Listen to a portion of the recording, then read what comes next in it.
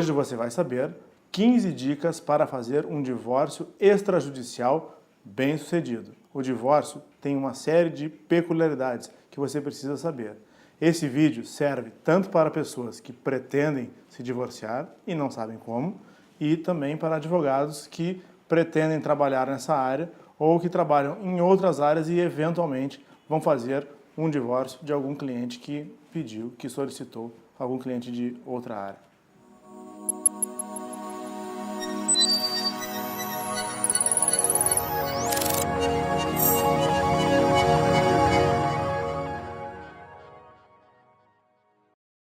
Bem-vindos de volta! Antes de mais nada, inscreva-se no canal, ative as notificações e deixe seu like, que ele é muito importante para que o canal continue crescendo.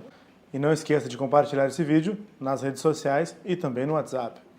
Também curta e conheça a nossa fanpage no Facebook, facebook.com/Augusto Leitão Advocacia. E me adicione no Instagram, @AugustoLeitão. Sempre lembrando que toda segunda temos conteúdo novo. Uma segunda temos vídeo novo aqui no canal e outra segunda temos post novo lá no blog, augustoleitãoadvocacia.com.br. Iniciando agora a nossa matéria, há 3 alterações legislativas recentes importantes para o advento do divórcio extrajudicial.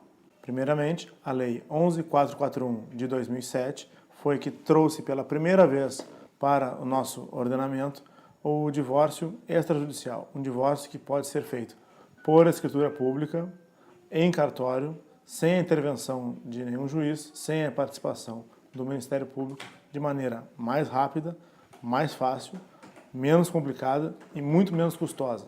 E em 2010, houve a emenda constitucional número 66, que suprimiu parte do artigo 226, parágrafo 6º da nossa Constituição e permitiu que o divórcio fosse feito diretamente, sem a necessidade de haver uma separação anterior.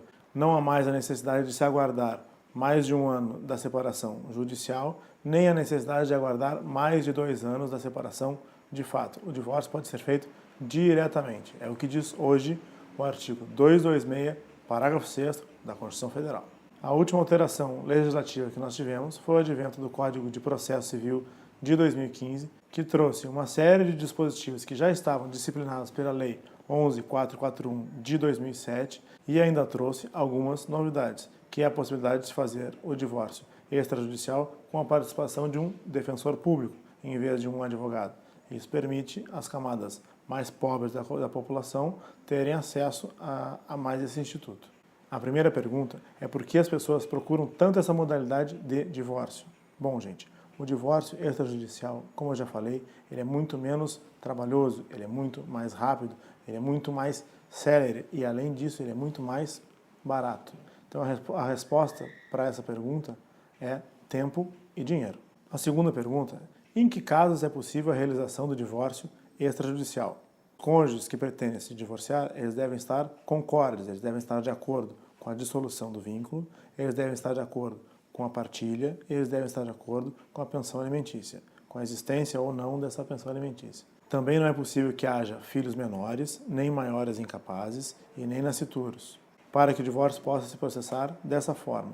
O artigo que traz os requisitos e as vedações para que o divórcio possa se processar extrajudicialmente é o artigo 733 do novo CPC, o artigo 733 do Código de Processo Civil de 2015. Vamos colocar na tela o 733? Artigo 733. O divórcio consensual, a separação consensual e a extinção consensual da união estável, não havendo nascituro ou filhos incapazes e observados os requisitos legais, poderão ser realizados por escritura pública, da qual constarão as disposições que trata o artigo 731 deste Código.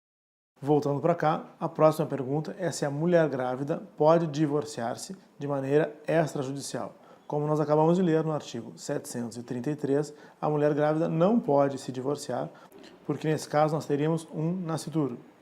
Apesar desse artigo estar no Código de Processo Civil de 2015, o entendimento jurisprudencial e doutrinário de que não há a possibilidade da mulher grávida se divorciar em razão da existência de um nascituro já é mais antigo, já data desde 2007, quando do advento da Lei 11.441 de 2007, quando da introdução do divórcio extrajudicial no nosso ordenamento. A próxima pergunta, pergunta de número 4, é se o divórcio pode começar extrajudicial e terminar em juízo? A resposta é afirmativa. O divórcio extrajudicial traz uma série de requisitos. Se algum desses requisitos não mais estiver presentes, o divórcio terá que se processar de maneira judicial. Por exemplo, um casal que tem filhos maiores e poderia se divorciar de maneira extrajudicial.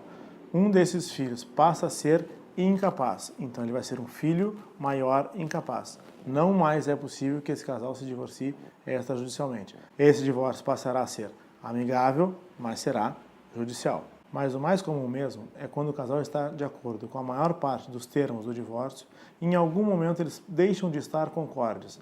Passa a não mais haver a concordância do casal sobre algum dos requisitos do divórcio. Por exemplo, pensão alimentícia. Se esse divórcio se tornar litigioso, o divórcio litigioso necessariamente é judicial. Dica número 5. Precisa a participação de um advogado ou o casal pode livremente dirigir-se a um cartório e fazer o seu divórcio? Gente, precisa sim da participação de um advogado. A única maneira de um advogado não estar presente nesse caso é quando estiver presente um defensor público. Deve estar presente um advogado ou um defensor público. É o que diz o artigo 733, parágrafo 2º. Pode colocar na tela aí, por favor? Artigo 733, parágrafo 2º. O tabelião somente lavrará a escritura se os interessados estiverem assistidos por advogado ou defensor público, cuja qualificação e assinatura constarão do ato notarial. Bom, lembrando que quando o divórcio se transformar em um divórcio litigioso, não mais é possível que um mesmo advogado assista às duas partes. Cada parte deverá ter o seu próprio advogado. A próxima pergunta de número 6, é se a escritura se basta por si só ou se ela precisa ser homologada em juízo. A resposta é bastante simples. A escritura se basta, sim, para os atos da vida civil. A escritura pública é um instrumento hábil para a transferência da titularidade de imóveis? Sim. A escritura pública é um instrumento hábil para a transferência de ações em banco? Sim. A escritura pública é um instrumento hábil para o levantamento de importância depositada em contas em instituições financeiras? Sim. É exatamente isso que diz o artigo 733, parágrafo 1º. Vamos colocar na tela aí, por favor? Artigo 733, parágrafo 1º. A escritura não depende de homologação judicial e constitui título hábil para qualquer ato de registro, bem como para o levantamento de importância depositada em instituições financeiras. Dica de número 7. Eu posso me divorciar e não fazer a partilha de bens? Sim, pode. O artigo 1581 nos diz exatamente isso. Artigo 1581. O divórcio pode ser concedido sem que haja prévia partilha de bens. Mesmo que não haja a partilha, na data do divórcio, já deve ser feito um arrolamento de todos os bens que o casal pretende partilhar. Aqueles cônjuges que se divorciarem, mas deixarem a partilha para depois, entrarão no rol das pessoas que não devem casar, que têm um patrimônio comum com uma pessoa de relacionamento anterior e que, para evitar que essa pessoa seja lesada, ela não deve se casar com outra para que não haja confusão patrimonial. Dica de número 8. A declaração de bens e a partilha prévia.